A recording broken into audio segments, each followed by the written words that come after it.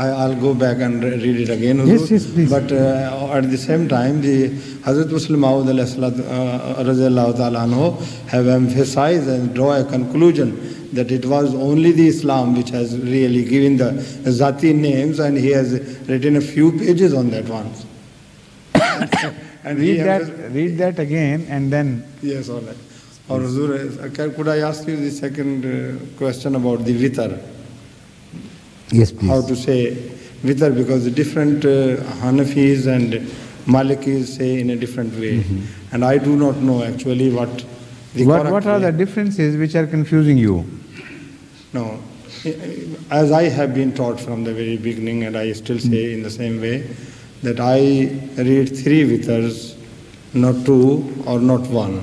3 together, but on the 3rd rakat, after saying the Surah Fatiha and the other whatever I'm reading, and then the Dua Qanud after saying Allahu Akbar, and then again. So I say takbir during the rakat. Is that the right way? Well, I can't say, whether it is wrong way, because I'm very cautious on making such declarations. We know Rafa Yadain, Masla Rafa Yadain is accepted by hundreds of thousands of Muslims.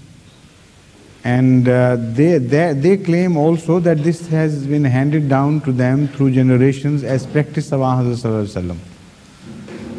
So I can't categorically declare to be wrong. I don't know, maybe occasionally he might have done that. But I know positively that if Hazrat Sallallahu Alaihi Wasallam had done it as a regular practice, then Allah would have revealed it to Hazrat Masih Maud Alaihi Wasallam, who was to revive his sunnah, who came for this very purpose. He couldn't have missed it. So because the practice handed down to us by Hazrat Masih Maud Alaihi Wasallam does not contain Rafa Yadain, as you have mentioned. In the 3rd rakat? No, in any rakat, anywhere. So I believe that this could not have been a regular practice of Hazrat Sallallahu Alaihi Wasallam. But because there is a possibility that he might have done occasionally, so I am not in a position to declare it wrong, because I am nowhere, to do such a thing. Hanafi does, especially this in Witr. As far as the Witrs are concerned, I'm coming back to the Witr. The Witr are concerned, Witr is read against Juft, which is mean even or odd. Witr means odd number. Yes. So according to the most reliable traditions, Hazrat Sallallahu Alaihi Wasallam used to say his nawafil, his optional prayers of the Hajjat first, and set them in 2s. And sometimes he said 8 rakat and sometimes 10 rakat, and according to some traditions, sometimes he said more than 8 rakat, about 10 rakats as well. But at the end, now here between 8 and 10, there is also a debate. Some people think that 8 belong to the Nawafil, that is optional prayer, and the 2 rakats which he said belong to the first part of the Witr. So some people think that some other traditionalists might have got confused and considered those 10 entirely as Nawafil, and while Hazrat Sallallahu Alaihi Wasallam had said only 8 as Nawafil and 2 as part of Witr. But whatever the position be, one thing is certain, that Hazrat Sallallahu Alaihi Wasallam said Assalamu Alaikum after 2 rakats, and then said a single rakat separately. So all those who say their tahajjud and say their witr after that, they adhere to this practice. And also a majority of Muslims, if not majority, a large number of Muslims, adheres to the practice even if they say the witr after the Isha before going to sleep.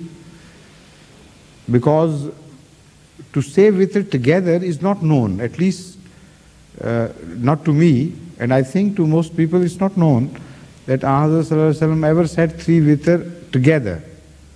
What we positively know is that he said 2 rakats separately and 1 separately. So most people prefer to adhere to the same practice even if they say witr immediately after the Isha. But some others I have noticed, and even in Qadian I remember many fellow students used to do this, that they thought that if you say the Isha witr after Isha, then you combine the 3 together. And what is important to note that I never noticed even once any Sahabi, any companion of Hazrat Masih Maud or any scholar of Ahmadiyyat forbidding that child to say his witr like that. So both were accepted. But during the tahajjud, whenever the tahajjud was said in Masjid Aqsa or Masjid Mubarak, it was invariably the practice that the 2 first rakats of tahajjud were separated from the last rakat. So in my opinion, I mean this is my practice also, that even if I have to say, or when I had to say tahajjud, witr after the Isha, I would always said 2 rakats together and 1 separately, because I have not read any tradition so far where it is positively declared that Ahmad Sallallahu Alaihi Wasallam also did this. Thank you very much. Although there is a possibility, and that was so I didn't rule it out, so I won't declare it wrong. And that was the practice of the promised Messiah. Yes. Thank you very much, sir. That's right. Hazur, would I be correct in saying that according to the Quran, physical evolution has ended and mankind has been perfected physically? The Holy Quran has ended physically. What do you mean physically? Perfected the human body. Is it perfected now? You mean it has any influence on human body if recited in the presence of some human? Has evolution come to an end? Evolution? Yeah. Yes. But you said Holy Quran. I thought according to the Holy Quran. I understand now. That's right. I missed that first word. So I thought you were talking about the Holy Quran and its progress. Now I follow it. Please sit down. You can come here and sit down.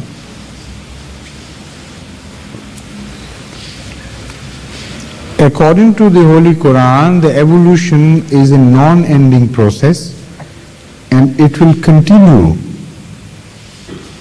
In some remote future, this mankind would ultimately be discarded by Allah and a new creature would be brought in to replace this mankind, who would be better fitted to obey Allah's dictates and wishes than we are.